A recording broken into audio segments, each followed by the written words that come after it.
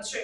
ડભોઈને દર્ભાવતી નામ આપવા ડભોઈ પાલિકાએ ઠરાવ કર્યો। મળતી વિગતો પ્રમાણે સરકારમાં આ અંગે રજૂઆત કરવામાં આવશે। ધારાસભ્ય શૈલેષભાઈ મહેતા દ્વારા ચૂંટણી લડતા પહેલાથી જાહેરમાં કહેવામાં આવ્યું કે ડભોઈને દર્ભાવતી બનાવીશ, જેને અનુલક્ષીને મળેલ નગરપાલિકા સભામાં ઠરાવ પસાર કરવામાં આવ્યો। તાલુકા પંચાયત પણ આ અંગે ઠરાવ પસાર કરી સરકારમાં રજૂઆત કરશે। ત્યારે ડભોઈને દર્ભાવતી નામ આપવા પાછળ ઐતિહાસિક વિગતો સામે આવે છે। ડભોઈમાં પહેલા દર્ભ ખૂબ મોટા પ્રમાણમાં ઉગતું હતું, જેને લઈ ડભોઈ પૌરાણિક કાળના દર્ભાવતી નામ આપ્યું હતું। ત્યારે પુનઃ દર્ભાવતી નામ આપવા પાલિકાએ હાકલ કરી છે।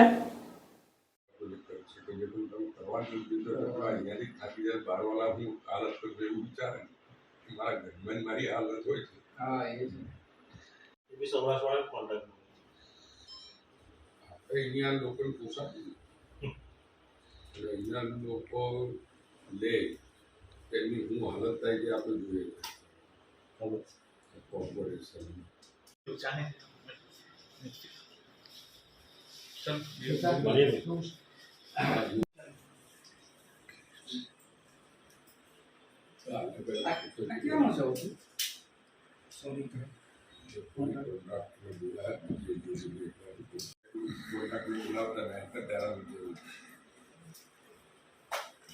બધા મહેસાણા હોય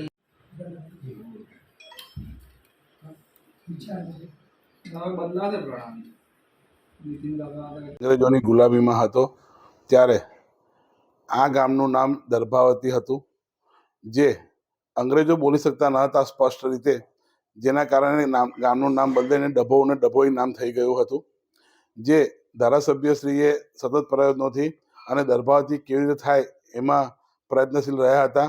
જેના અનુસંધાને ગત રોજ સામાન્ય સભા નગરપાલિકામાં મળી હતી, જેમાં ઠરાવ પારિત કરવામાં આવ્યો હતો કે ડભોઈને દર્ભાવતી બનાવવા માટેનો, ને એ મંજૂર બધાએ સભ્યોએ વિપક્ષ પક્ષ એ મંજૂર કરી એને બધાએ માથે સિર પર લઈને એને વધાવ્યો હતો।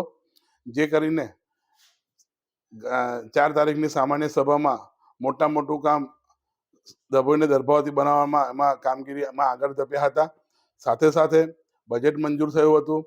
સાથે સાથે જે નગરપાલિકાની સંપત્તિ છે, જે વર્ષોથી ભાડા વધારામાં બાદ રહી છે, નગરપાલિકાની હાલત ખસ્તા હાલત થઈ ગઈ છે, જેના કારણે ભાવ વધારા માટે કોમર્શિયલ બિલ્ડિંગો, શોપિંગ મોલ કે વાડી પાર્ટી પ્લોટ એના કોમર્શિયલ વેરા વધારવા માટેની રજૂઆત થઈ હતી, જે બધાએ મંજૂર કરી છે। કેટલાકમાં વિષયોમાં કમિટી બનાવવાનું પ્રમુખ, ચેરમેન અને ઉપપ્રમુખની અધ્યક્ષતામાં કમિટી બનાવીને નિર્ણય લેવાની મંજૂરી આપી છે, જેને સમગ્ર સભાએ પૂરેપૂરી બહાલી આપી હતી। સાથે સાથે લાલા ટોકરેની વાવ જે વચ્ચે કેનાલ આવે છે ત્યાં રસ્તો પહોળો કરવા નિગમની મંજૂરીના ધારાધોરણ પ્રમાણે એ રસ્તો મોટો કરીને આપણો સનાતની હિન્દુ સમાજ લાલા ટોકરીની વાવ જવા મંદિર દર્શન કરી શકે એના માટેનો મંજૂર કરી હતી। બીજી વિષય હતો કે ગોલાની હોટલ એટલે મવડી ભાગોળની બહાર જે 15 થી 20 હજારની વસ્તી ધરાવતો પછાતકોમ વિસ્તાર રહે છે, ત્યાં સ્કૂલનું પ્રાવધાન ના હોવાથી લોકો સ્કૂલ જતા નથી અને સાક્ષરતાનું પ્રમાણ વધી રહ્યું છે, જેના કારણે ધારાસભ્યના માર્ગદર્શન હેઠળ ત્યાં નગરપાલિકાની જગ્યા આપીને સ્કૂલનું મંજૂરી માટેની તાત્કાલિક અસરથી કરાવવાની સૂચના કરવામાં આવ્યું છે અને એ બી મંજૂરી સમગ્ર સભાએ આપી દીધી છે। ધારાસભ્ય ડભોઈની અંદર પ્રથમ વખત જ્યારે ઇલેક્શન લડ્યા ત્યારથી કહેતા આવ્યા છે કે ડભોઈને દર્ભાવતી બનાવવા માટે આવ્યા છે। નગરપાલિકા પણ અનેક વિકાસના કામો કરી રહ્યા છે, શું કહેશો? હું ડભોઈને ધારાસભ્ય જે હાકલ કરી છે કે ડભોઈને દર્ભાવતી બનાવવાનું, એમાં હું એમના એક પીસ સમાન છું ને ડભોઈ નગરને દર્ભાવતી બનાવવા માટે મારા 6 મહિનાની ટર્મની અંદર કામની ગતિ તમને દેખાઈ રહી હશે। રોડના કામો 5 કરોડ જેવા, પાણી ટાંકી, સંપ અને એના કામો, સ્પોર્ટ્સ કોમ્પ્લેક્સ જે 70% કામ પૂર્ણ થઈ ગયું છે। અમારી નગરપાલિકા બિલ્ડિંગ જે ગાયકવાડી શાસનની છે એ પણ ડિસેમ્બરમાં અમારા હાથમાં નવી બિલ્ડિંગમાં અમે જતા રહીશું એવું બી નક્કી કરવામાં આવ્યું છે, જેથી કરીને વિકાસના કામો તો અઢળક થઈ રહ્યા છે અને ડભોઈ દર્ભાવતી તરફ આગળ પ્રયાસ કરી રહ્યું છે અને લોકો પણ સહકાર આપી રહ્યા છે।